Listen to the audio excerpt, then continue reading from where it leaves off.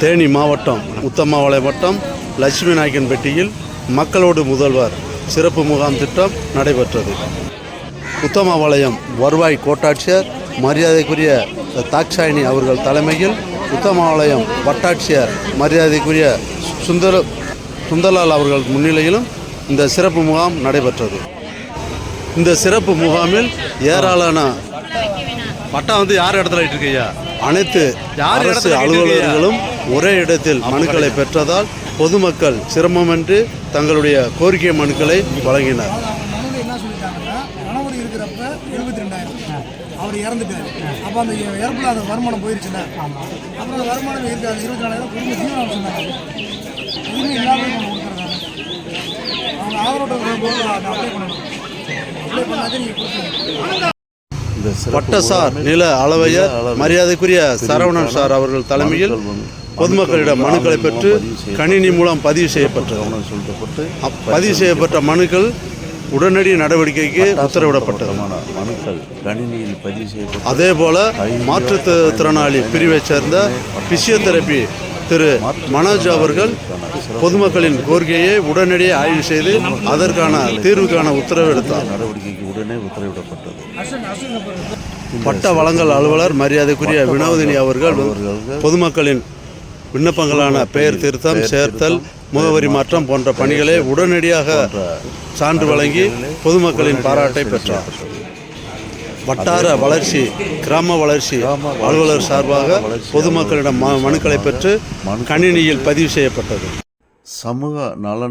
சமூக நலன் பிரிவைச் சேர்ந்த திரு வனராஜா அவர்கள் பொதுமக்களின் மனுக்களை பெற்று அதற்கான ஒப்பந்த ரசீது சமூக பாதுகாப்பு திட்ட அலுவலர் மரியாதைக்குரிய சதீஷ்குமார் அவர்கள் பொதுமக்களின் கோரிக்கை மனுக்களை பெற்று அதற்கான ஆவணங்களையும் பெற்று ஒப்படைத்து உடனடி சான்று வழங்கினார்.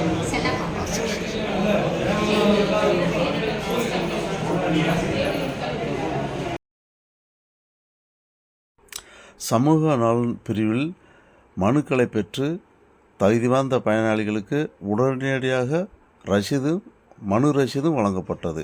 அந்த மனு ரசீதின்படி நடவடிக்கையை தெரிந்து கொள்ள அவர்களுக்கு தொடர்பு எண்ணும் வழங்கப்பட்டது.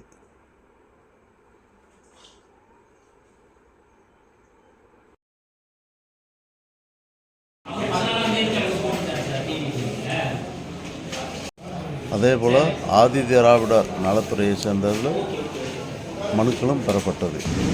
ஆதி திராவிடர் நலத்துறை அலுவலர் சார்பாக மனுக்களை பெற்று தாட்கோ மூலம் கடன் பெறுவது அதற்கான வழிமுறைகளும் மற்றும் கொடுத்தனர்.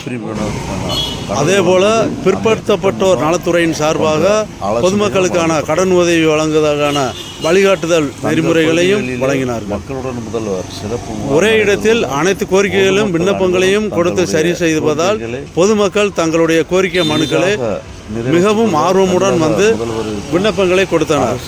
இந்த முகாம் மூலம் சான்றுகள் பெற்றும் உதவிகள் பெற்ற பயனாளிகள் தமிழக அரசுக்கும் மாவட்ட ஆட்சியருக்கும் அரசு அலுவலர்களுக்கும் தங்களது நெஞ்சார்ந்த மனமார்ந்த நன்றிகளையும் வாழ்த்துக்களையும் தெரிவித்தனர். இருப்பதால் பொதுமக்கள் தங்களுடைய கோரிக்கைகள் நிறைவேற்ற பயனுள்ளதாக அமைந்ததாக தெரிவித்தனர்.